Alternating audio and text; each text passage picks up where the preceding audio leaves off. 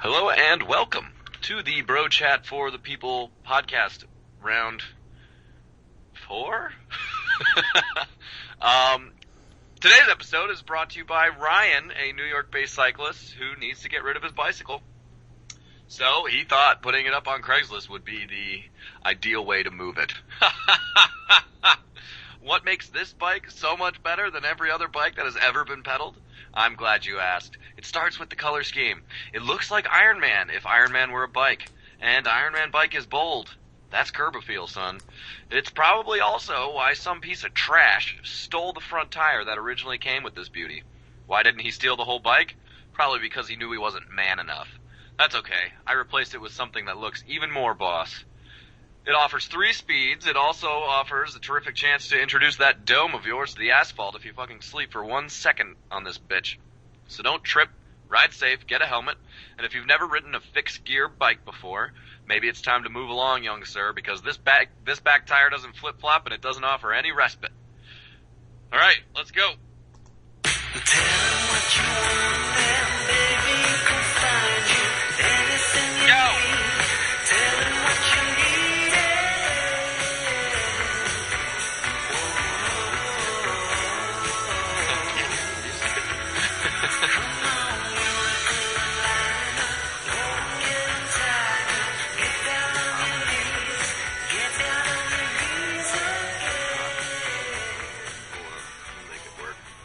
Just you and me today, guys. What? Why is it just me and you? Oh, we back? We're here, bro. Oh, were you just listening to music? Yeah. Oh, that's why I was talking about how I couldn't hear the music. Oh, really? Yeah, we're on this new thing. Yeah, it's okay, a stupid thing about this software. We're having some technical difficulties tonight.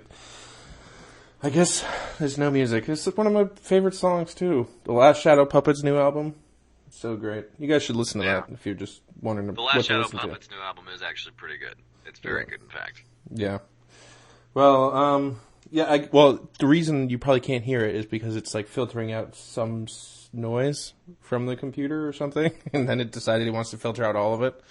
But, hey, it is what it is. So, anyway, I was going to lead from the English song into talking about Brexit, but here we are, almost 4 days after it happened, and yet I don't think people are quite sure what to make of it yet. You still there, Danny? Maybe not. So basically, we're going to talk about Brexit for a while here today. We're also going to talk a little bit about the Copa America, the crazy Argentinian game loss, and then also, of course, Danny, because he's in love with the Celtics, and the NBA draft was last week. He wants to touch a little bit base on that. So hopefully, we can get Danny back here real quick.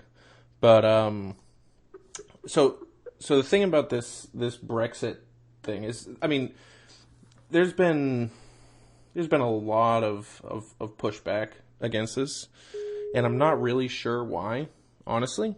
Well, I think, in my opinion, like with all the reactions and everything that's come out in the last week, it's shown me that the people who are in charge of the media, who are in charge of the voices, stuff like that, are the people who are always against Brexit. And it was the people, the working people of England, the people who don't necessarily have a very vocal or loud public voice that were the ones that decided to leave.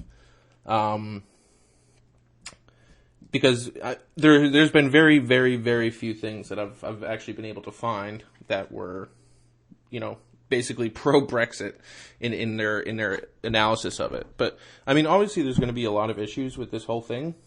A lot right now. I mean, like, Friday the Dow Jones took a large hit because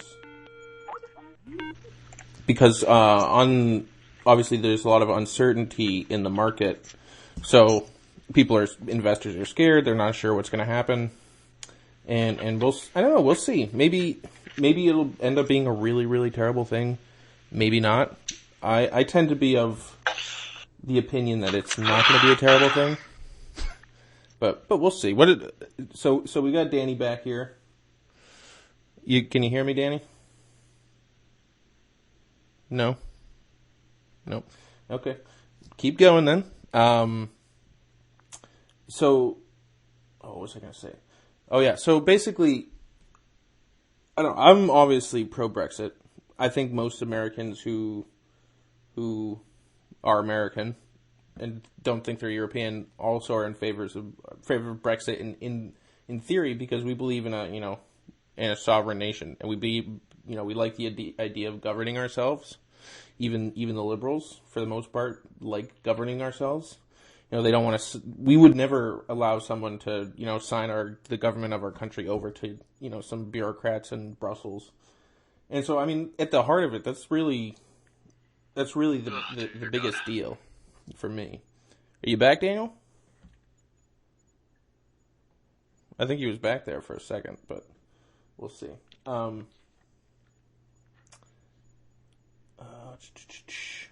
So, what's up, dude? Are you here? Yeah, sort of. I mean, who knows for how long? Who knows? Well, we're talking some Brexit here. We've been moving on without you. You liar! You told me we were going to talk about the Celtics. We are. You told me we could talk about the Celtics today. We will. Bitch. Oh my God! Be quiet. Liar! Daniel. Can I just talk for once? Can I talk about something I want to talk about? We can talk about it in 10 minutes, Daniel. Dear God. I'm sorry I wasn't here at first. I'm sorry. Well, there's nothing I can do about it. Comcast is supposed to come to this stupid house. It's not Comcast business to the New Hampshire studio. They won't come because, they're just sitting there rubbing their nipples like, oh, we're the only cable company in town. Unbelievable. Then I come back, and here you are talking about Brexit.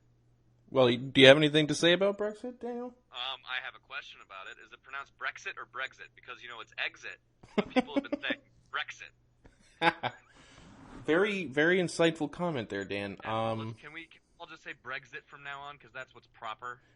I feel like, does it have something to do with the English accent? Like, the Brexit. We're going to the exit.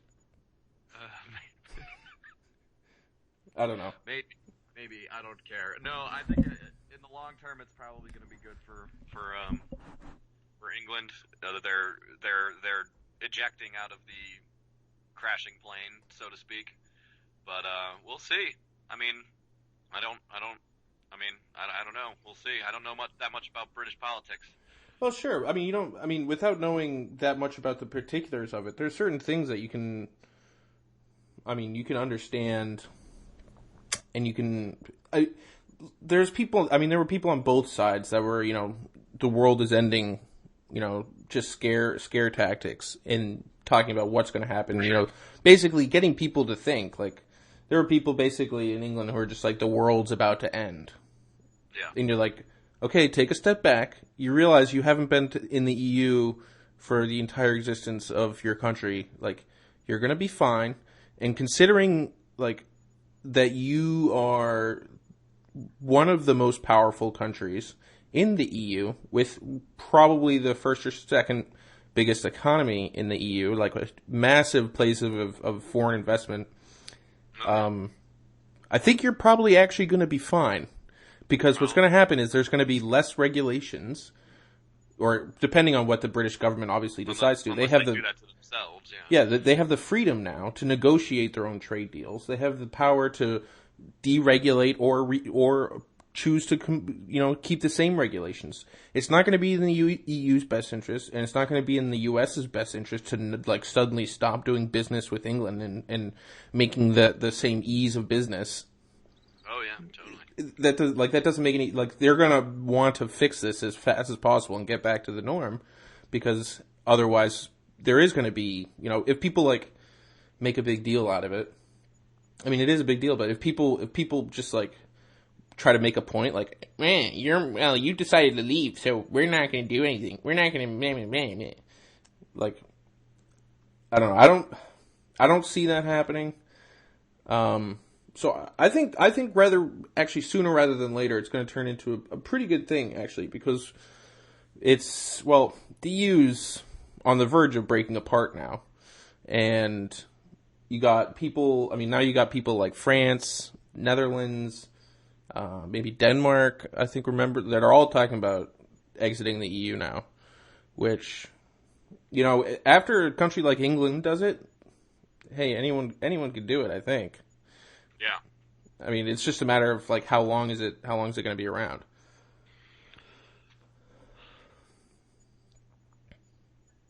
You still there?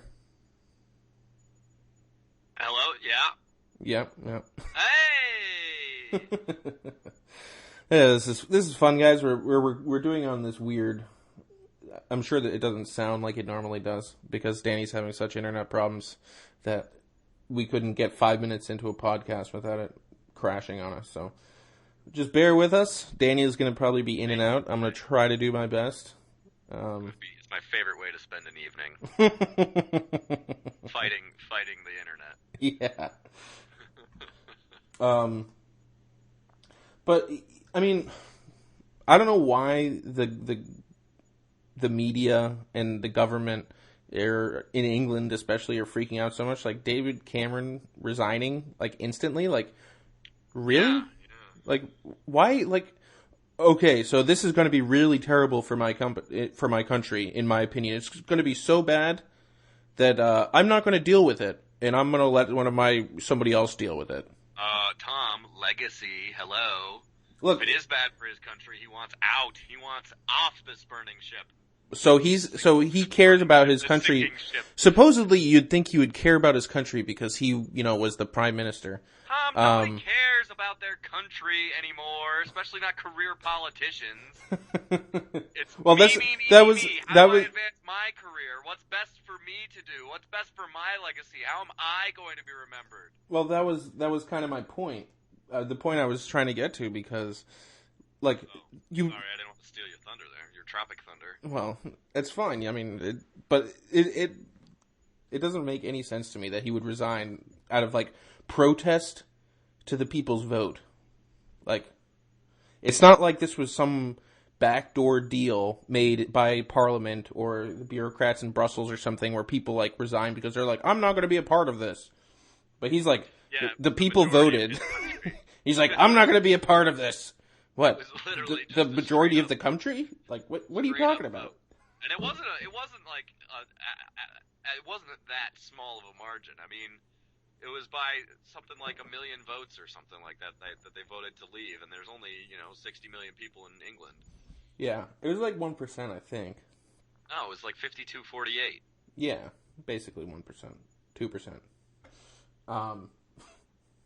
In either direction, it's a 4-point swing. Yeah. No, 2-point swing. I'm so bad at math. Oh, jeez. But yeah, we'll see. The few people I know in England and from the UK and the surrounding area seem to be happy about it. But well, yeah, because we know all these conservative types. That's what I'm saying. Yeah. But then you got the people who are talking, obviously, who are writing all the articles and such, and they are very much against it, and they're all about that whole the world is ending type thing. Well, the liberal media, I think the hysteria, part of the whole hysteria and the instability in the markets has been caused by a lot of the liberal media out there just saying, like, this will be the worst thing ever and stirring up shit. And it still wasn't enough. That's how badly the people of Britain want to get out of there. Yeah. Do you think any of it has to do with the whole, like, controlling your own borders thing? I think that definitely has something to do with it. After Paris, after Brussels, these are serious. These things are viewed as serious threats now. And they wanted to be able to in control of their own borders. Can't blame them for that. Yeah. We wish we had control of our own borders. Who we let in and who we didn't. That's true. But they're small. They'll probably have an easier time of it than we do. They're an island. Yeah. people have swam across the channel before. Yeah, that's true. We always make jokes that Cubans swim to Miami, but that's that's tough. I don't think the average person can make that swim. Yeah, definitely not. I would drown. So yeah, I mean, I think it might be good to get Shannon on here at some point to talk more about it, because it is really important and it's a really big deal. So we'll get someone on here who knows a lot more about it. But just from my basic understanding of the financial market and human conservatism, it seems like a pretty good deal for them, and it could turn depending on what kind of things what kind of deals they negotiate. Maybe they should get Donald Trump over there. They could end up way for the better with Donald Trump over there. Well, that was just to make the best deals. And then keep him. You know what? I'd take Piers Morgan back if they took Donald Trump. And I hate Piers Morgan. But at least he's not soon to be in a position of power. Yeah, that's true. I mean, the real point here, though, is that the number one Brexit, the greatest Brexit that ever happened was back in 1776, July 4th, when those 13 original colonies decided to Brexit. Yeah. And just coming up here because obviously, we're close here to 4th of July coming up here, and we're just feeling extra patriotic, and I think the Brits, I'd like to think the Brits are feeling a little bit of that too. I love it. July 4th weekend, it's coming up. Speaking of the good old Americas, though, because there isn't. I feel like we can't do a really in-depth analysis of it. Just kind of, I don't understand, the big fuss, essentially. But you never know. It might turn out to be really bad or really good. We'll do some more research on it and talk to some people and figure it out. But, so, Dan, you come on here and you're complaining about what I'm talking about. So, told you 10 minutes. I'm still a founding member of, last time I checked, a founding member of Bro Chat for the People. Last time I checked. And here I have this malicious partner who's still trying to get rid of me, wants to do a podcast with Mikey Watkins or whatever, some shit like that, and is messing with my internet and pretending to get all mad at me when my internet doesn't work, even though he's the one who's sabotaging it. Yeah. And then trying to talk about, the Celtics, a team that we're both fans of, and he's over here nah, let's talk about important things. Insufferable. Yeah. I literally can't even. So, but yeah, the Celtics did draft night on Thursday. So we've heard on this podcast a lot about how many number one or first round picks we had. We weren't able to move them. Was that we weren't able to move them, or we couldn't find the right price for them? Definitely the right price. People were asking, but as Wick Grossbeck, the owner of the Celtics, put it, they hung up the phone and they were laughing because they were being lowballed so badly. And I don't know what all the fuss is about Jimmy Butler. Everyone's like, oh, we want Jimmy Butler, trade everything for Jimmy Butler. Oh, come on, get out of here with that shit. And then go find your own Jimmy Butler. Jimmy Butler was the 30th overall pick, and you could have picked him back in 2012 or 2011 or whatever, whenever he was drafted. You could have picked him. You had the 5th overall pick, and you didn't draft Jimmy Butler at 30. He went at 30. There's a lot of talent in every NBA draft. You just have to find it. I agree. And Jimmy Butler is not that transcendent superstar that's going to change the face of this franchise. I'm sorry. So what I'm catching is that you're not happy with the draft. I am pretty happy. Mostly because we weren't able to trade for that transcendent guy, not like a Jimmy Butler, like a DeMarcus Cousins. I think Danny Ainge decided that it was best to take a flyer on some guy with a lot of potential.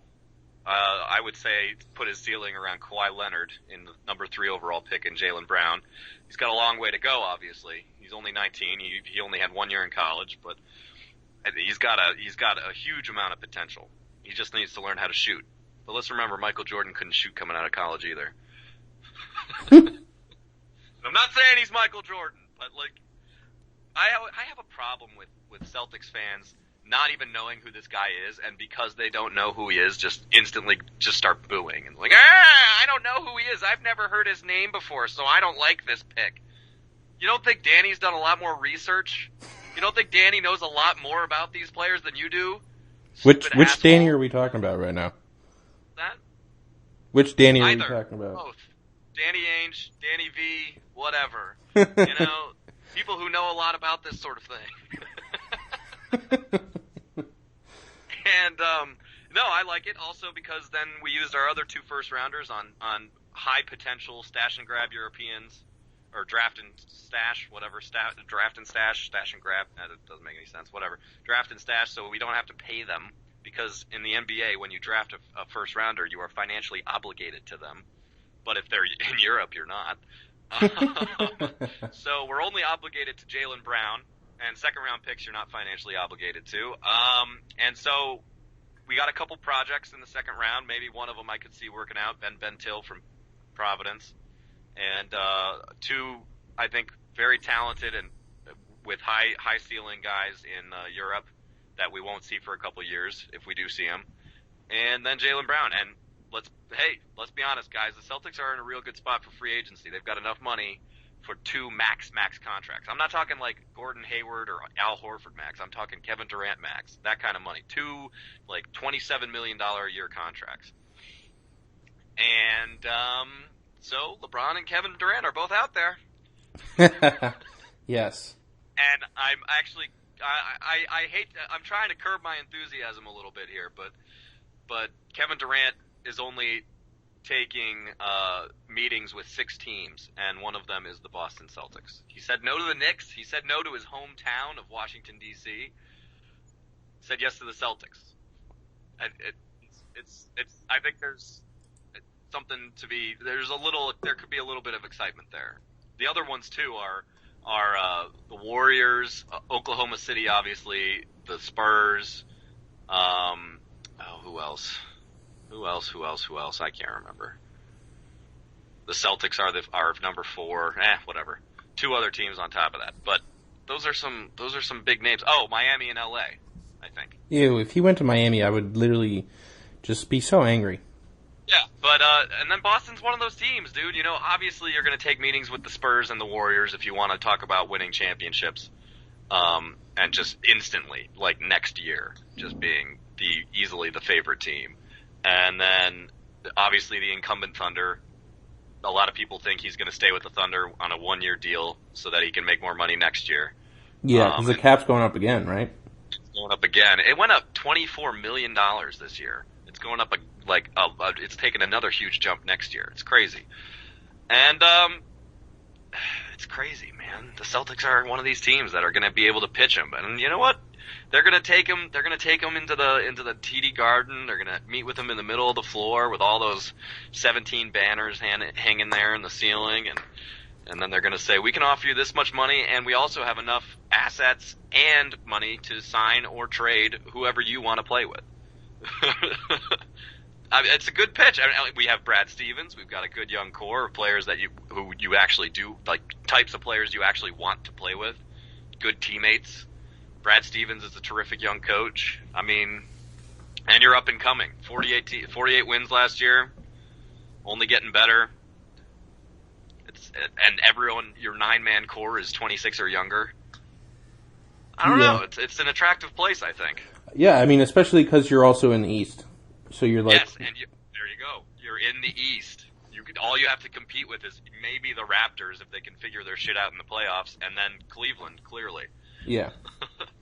Versus, if you go to the Spurs, the Warriors and Spurs, and, well, if he leads the Thunder, they're probably not going to be that good anymore, but, I mean, it's just an easier track for championships, but I don't know if they would necessarily be, like, into that, like, oh, it'll be easier for me. Yeah, I don't know. That's It's not a good attitude to have. Maybe you can bring that up at the end there and just be like, oh, by the way, yeah, you're in the East too. If you haven't thought about that yet, like, it's just you and LeBron going at it, like, no big deal. And then maybe you're in the finals again. Hey. Yeah. You get to the finals, it's easier to win the finals if you're there. Yeah, you don't have to have two final series in the both finals and semifinals. You don't have to beat the Spurs and then beat the Warriors and then beat the Cavs. You just have to beat the Cavs and then maybe one of those two teams. But Durant also back in March, like way back in March. I know this is going back, and this might be just something that you know, as a basketball star, you feel obligated to do. But he was gushing all over the Celtics tradition and their winning and all their banners and all their great players and all that. And I think, I mean, in his mind, you got to be thinking like, if I bring, you know, banner number 18 to Boston, that cements his legacy and makes him an instant legend forever in this town. Oh yeah. And that's, I mean, how could that not be appealing? I don't know. In such a basketball town like Boston. Yeah, I mean, look, I'm all for it, man. Plus, Legal Seafoods promised him free crab legs for life if he signs with us. Way to go. I love those local businesses that always, like, throw those things out there. Like, who was it? Dunkin' Donuts was like, Judge Berman, at this, you can get, you know, free coffee for life at this Dunkin' Donuts. I forget where that was, but so and then obviously our best player right now, Isaiah Thomas, is friends with him, so that's always nice. And he was on a radio show the other day, and he said, "quote We definitely have a shot at recruiting Kevin Durant. I know that for sure, and I'm just trying to reach out where I can and stay in his ear a little bit here and there. I know it's tough for him because everyone is trying to reach out and get him to go where they want him to go, but my relationship with him is real genuine." And hopefully I can get him to come here to Boston. I love it. I love it. Ugh, it's exciting.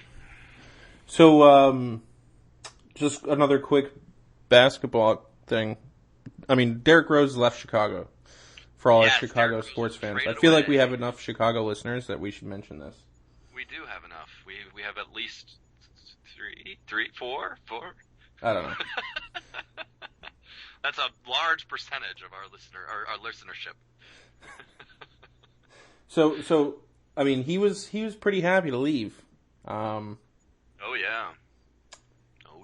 And I think if I was them, I would be happy to see him go. I mean, he honestly hasn't been the same since his ACL injuries, like all 8 of them, back to back nonsense. All 8 of them. The guy probably doesn't have anything left in his knees at this point. I mean, he was a decent starting point guard last year. That's all he's probably going to be for the rest of his career, is a decent starting point guard. He averaged 16, a somewhat inefficient 16 points a game and like 6 assists or something like that. Yeah, I mean, he's going to have to evolve, obviously. Oh, absolutely. It's kind of like, you know what happened with like Chris Paul? Like before his injuries, his knee injuries, like he was amazing. Chris Paul? Chris Paul. And then now he's a good player because he's like evolved into like a smarter player. He's no longer the, you know, break everyone's ankles type player. Incredibly quick, just like best ball handler in the world, incredibly quick, just that kind of player. Now he uses his brain, he sees the floor much better. He uses his body, he uses other people's bodies. and that's what Derrick Rose is going to have to do, because like he was one of the most fantastic athletes to watch when he was doing his thing. Like the guy contorts his body in such crazy ways. Oh, he's a freak athlete. But, Absolutely. you know, he just hasn't been the same. And if he doesn't evolve into like just a really good point guard, maybe a good shooter, like he's just not going to be that good anymore. And I mean. Unless he's been hiding it, because he did just say thank you to Chicago for trading him. So maybe he's just been hiding it because he hates the city of Chicago, and he's like, now I'm in New York. I'm going to go back to 25 points a game. I'm going to be the MVP again. Yeah, I doubt it. I don't know. You're in New York now, Derek. You better perform, or they're going to hate you. They are going to end up hating him. They're already turning on Carmelo Anthony. I love it. Carmelo Anthony, supposedly one of the best players in the NBA, and his team was 32-50 last year. You're crazy. Yeah. LeBron James would never be on a 32-50 team. Unless he was 47 and could barely walk. Ugh, goodness gracious. Goodness gracious. So anything else about the Celtics you'd like to talk about, Danny?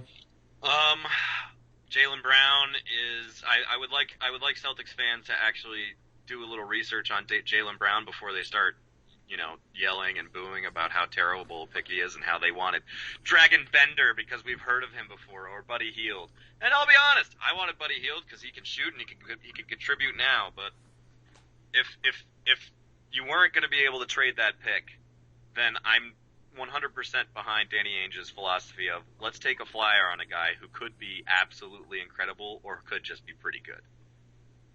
I think it was a terrible pick because I have no idea who he is. Who did you want them to pick, Tom? I wanted them to trade it and all the other picks for LeBron and all their players. Everybody but Brad Stevens. Yeah. So Brad Stevens and LeBron starting a new team together. Yes. It would be fun to see LeBron paired with a decent coach in his career. Yeah. Like, Jordan had Phil Jackson. Kobe had Phil Jackson. Charles Barkley has Kobe ahead of Magic Johnson, Larry Bird, and LeBron Jordan on his top 7 players list or whatever. Yeah. People have this... People just have this thing about Kobe. I don't know why. I don't know why. He got 5 championships. Yeah, he also had Shaq for 3 of them. Come on. Jeez. Yeah. Shaq, exactly. one of the best one of the best centers in the history of the NBA. Yeah. One of the most physically dominant people ever to play the game. Ugh, jeez. Unbelievable. Unfrickin-leavable. I think it was just kind of like there was a drought in superstar talent at the time. Kobe was the only one who was, I don't know. You mean in that era? Yeah, in that the late 90s, early 2000s era.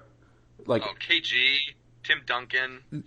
They're not on the same status level though. I mean, before that you had, obviously Jordan just dominated for years, but even in Jordan's era, there's people that you look back on and are like... Jordan had to wait for Magic and Larry to retire before he could... Well, yeah, that's what I'm talking... going back... And Isaiah Thomas. Well, that's what I'm talking about. You have these players that we look back at history and we're like, oh, look at this time period and these players. And when you think back to those early 2000s, late 90s, you're Kobe was the guy around. That's true. And he was the only... Because Tim Duncan obviously was around and he was winning. But yeah. Tim Duncan is never the guy to get the attention because it's Tim Duncan. Because he's that quiet, team-oriented guy. Yeah. Yeah. But, yeah, that's probably... I don't know. Maybe we're just really biased against Kobe. That draft class, though, no, because that draft class was very impressive. I mean, you had who was in that draft class? That was Ray Allen. You had Kobe at taken 13th. You had Allen Iverson drafted number 1 overall. Allen Iverson was a guy. I mean, he wasn't winning as much as Kobe because he didn't have a team. Yeah. The second worst team to ever go to the NBA Finals was Allen Iverson's Sixers team. The worst team was the 2007 Cavs. 2006-2007 Cavs that LeBron took, and their second best player was Zydrunas Ilgauskas, who was also in that 96 draft, I might add. But at least the Philly team that Iverson had could, play a little defense. But anyway, so it's no wonder that LeBron got swept in by the Spurs and Tim Duncan. But I'm just saying, there was a fair amount of talent in that 96 draft. And in those time periods. Allen Iverson was absolutely a star. Yeah. True. A superstar. But he never won the championship, so. That's true. That's a good point. But yeah, I hope you got your fill of the Celtics, Daniel. It should be enough for now. All right. And then I'll listen to Denson Callahan tomorrow morning, and I don't know. I'll just be amped up because Kirk Minahan is just an insane person. Sorry. Nobody else knows who those people are. Okay. Yep. Exactly. Radio guys. So just quickly, or not that quickly, but I mean, so Messi lost again. It's kind of depressing. Yeah. Chile won back-to-back Copa Americas in shootouts. I think it's time to be rid of the shootout. Yeah, but what are you going to do? You're going to keep playing until somebody dies or somebody scores. Yeah, soccer players are such babies. Like, because honestly, they don't... a lot of times those tie games, those 0-0 tie games are just kind of like, they're poking, they're prodding, they don't want to like make a defense on defense, and so they play passive, and then they're like, well, it's already overtime, so might as well just wait around and not do anything for the rest of the stop time and just go to PKs. Like, it's too much running, it's too tiring and stuff. Like, shut up. The hockey players go like 3 extra periods sometimes of just like nonstop sprinting around. It's complete garbage. But I don't know. Yeah, I feel really bad for Messi. I mean, he's been I don't know, one of the most ingenious, brilliant soccer players Messi has? In forever. Yeah, Messi. And Barcelona's done pretty much everything with him. But he's never been able to bring it back to Argentina, which has a ridiculous team. I mean, their forwards are ridiculous. Anyone from their entire team comes on, even their worst player comes onto our team. He's the best player on our team instantly. And yet, he can't get it done again. Can't get it done again. So, I mean, it's interesting because it's like big moments, obviously. He's played in big moments for his club team. Yeah.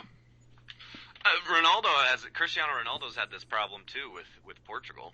Well, Portugal isn't on the same level as Argentina, though. I agree, but it just coming up small in big moments is what I mean.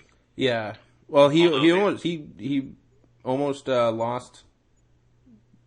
Was it the other day versus where they were like a minute away from going to PKs against like who was it? Oh yeah, and he had the shot that was rebounded. And yeah. So, and that was in like the 118th minute. Yeah, it's crazy. But that was just because stupid people are just terrible at defense. For some reason, they decided they were going to stop playing defense after playing for 118 minutes. They were going to stop in the last 2 minutes because they thought they were going to PKs. But yeah, I don't know about I kind of like PKs. They're kind of fun and they're intense. Terrible way to decide who should really deserve to win the game, though. Well, yeah. A couple lucky guesses from a goaltender, a couple lucky bounces, whatever. I mean, like, that shouldn't be how you decide who wins a championship. Can you imagine that? You have a basketball championship and it's tied at the end, so you decide to go and shoot free throws, and first one to miss a free throw, loses the championship. Yeah. It is because it is weird just because it's so different from like the normal soccer game. Yeah. But the problem with the normal soccer game is it lends itself to ties. Yes, I know, but that's why, you know what? You just gotta play until someone scores. I'm sorry. You just got it. That's just how it has to be. Yeah, I mean, like, people are gonna get tired. And maybe you have subs. Yeah, well, they got 3 subs, so maybe if you wanted to do this and you wanted to like try to be whatever about it, like, try not to abuse the players or something if that's what you're worried about. Be like, for every, have basically like you could do like 20-minute periods after, and basically for every single one you get an additional sub or something. I don't know. Yeah. Something like that. Or they just have to strategize and not just use their last 3 subs in the last minute of the game. Like they do sometimes to try to waste time. I don't know. I'm with you. I could get behind that. But those Europeans and all the soccer crazed people in South America, they're all about their game, and they would never change it because Americans think their sport is stupid.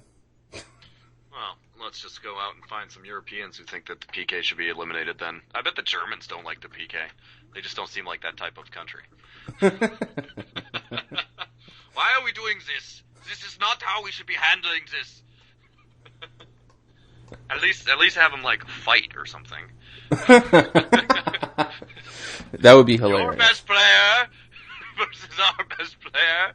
You have Ronaldo and Messi or something. Like that ends in a draw. Who's gonna win that fight? Ronaldo's kind of a wuss and a flopper, but he's a lot bigger than Messi. Yeah. Oh man. Have you noticed when Messi runs? Like he's super quick, but when he runs, it looks really funny to me. It like does. When he's in an all-out sprint, because he's like this little midget. He's so small. Little person who is just sprinting as fast as he can down the soccer field, and with his tiny little legs, it just looks hilarious. I'm sorry. Yeah. Ronaldo looks funny too, though, when he runs. Maybe it's the way they swing their arms or something. Like Ronaldo, like his chest gets like straight as a board into the air. I know. It just runs straight up. It is funny. It is funny. Maybe that's just soccer players in general, and I just don't notice it with the ones I don't care about. Yeah. I don't know. That's true. But, hey, Chile deserved the win. They played Argentina very well. Argentina should have won because they're the better team, and they're just a more talented team, and they have the best player in the world. And Chile, they played well. They kept them scoreless and then won in PKs. They deserved the win. Yeah. I agree. It's just too bad. We'll see what happens in the Euro. It's good games happening. There's going to be some good games tomorrow and going forward, getting into the round of 16 and the round of 8. I don't know. I really like the Belgian team. But. Yeah, they moved on today. They crushed Hungary, which is funny. Hungary went 3-3 versus Portugal when Ronaldo scored 2 goals, and then Belgium just comes in and beats them 4-0. Yeah. Ireland. They should have won. They were up 1-0 with 2 minutes into the game. And then freaking Antoine Griezmann, two goals within 4 minutes, and that was France. France wins. So sad. Yeah. The honeymoon is over. Oh well. Oh well. All right. Soccer's so much fun to talk about. So much fun to talk about. I mean, it's fun to talk about Messi, I guess. Messi versus Cristiano, but other ones, like, I don't know. Some people might be really into it, and it can be fun sometimes, but I don't know. It seems like more like something that you just have on in the background as you do something else. Did you hear this new news about Donald Trump? I hate to bring up Donald Trump, but this was the saddest and most hysterical thing I have actually seen him say for this entire campaign. What? You sure you want to hear it? You sure we want to talk about that? Well, maybe as a teaser. If it's going to be long, just say it. Well, basically, Trump was talking about McCain, and Trump was talking about McCain and Vietnam, and then he was asked why he didn't serve, and blah blah blah. He gave some, the classic whatever, answer that a draft dodger gives. I don't know what that is, but then he said, and I feel like I've been through my own personal Vietnam. Now, Tom, what do you think his own personal Vietnam was?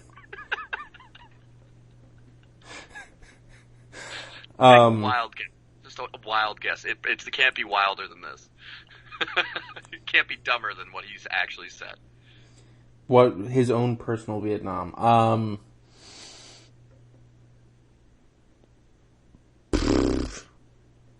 don't know.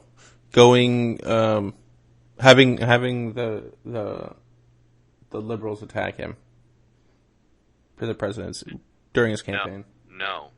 His own Vietnam, what he said was like Vietnam in his life, was avoiding STDs in his youth.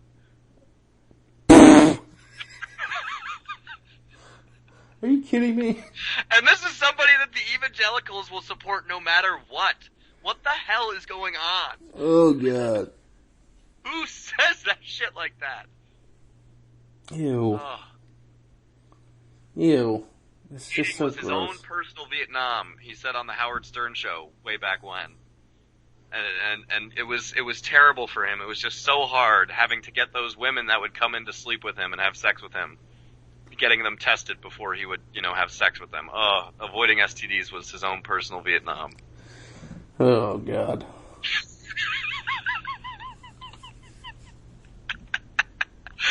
No, I mean, because abstinence isn't an option.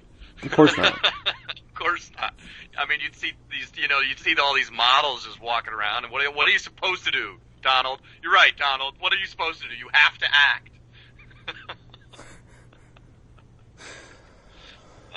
You just see the most beautiful white people in the whole world, and then you just gotta go and have sex with them. You have to. And then making sure they don't have STDs is like being in the jungles of Vietnam fighting the Viet Cong. Yeah. As he was talking about John McCain, too, who was captured and tortured. And... Well, I don't know if it was as he was talking, but it was just like another thing that they were adding on to this Vietnam thing. Because he keeps talking, whenever he talks about it, just like when he was talking about Vietnam the last time, and he was talking about John McCain and how he prefers that his war heroes don't get captured or whatever. And that's why John McCain's not a war hero. And it's so embarrassing. He was, but he was dating 1 million models at the time, Tom. It's gotta be, that's tough. People are just so jealous of him. They just want to vote for him because they're so jealous. No. They just want to be him. Dude, that guy just, totally... He was just crushing it, dude. He was crushing it. All right. That's why I'm voting for Donald Trump. Because that man crushes it, dude, and he gets after it. That guy gets after it, and I wish I was like him. Your own personal Vietnam. What a ridiculous thing to say. And we want this man to be our president? No, we don't. We've made that abundantly clear. No, we don't. A fair amount of a large proportion of the country at this point would rather have him than Hillary. Nah. At least Hillary... Jeez. Don't say it. At least Hillary didn't say that. Ugh. Gosh. At least she seems to have a brain. As evil as she is, she seems to have a brain in her head. I don't know about that, but... No, Donald Trump has a very good brain. I forgot he said that. Yeah, he has the best brain. You know people who say that, Tom? Have you ever heard somebody other than Donald Trump who didn't have some sort of, mental retardation, like Down syndrome or something like that, say that they have a good brain? I have a good brain. That's what my mother tells me. That's what my Down syndrome uncle says. And Donald Trump. This is ridiculous. This is ridiculous. It's enough. It's enough. I'm not saying that Donald Trump, has some sort of mental disability. I'm not.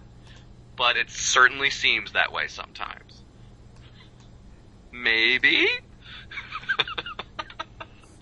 Well, I'm not going to argue with you. Idiot.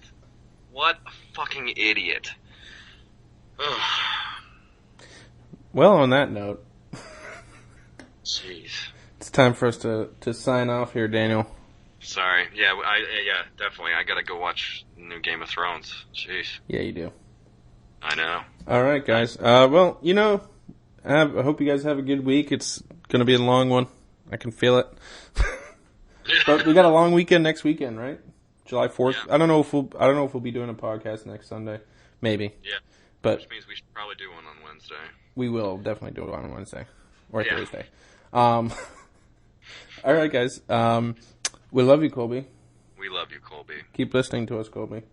We enjoy making your work, baby day that much more pleasurable. I'm never going to get used to that. Nope. All right, guys. Take it easy. Peace.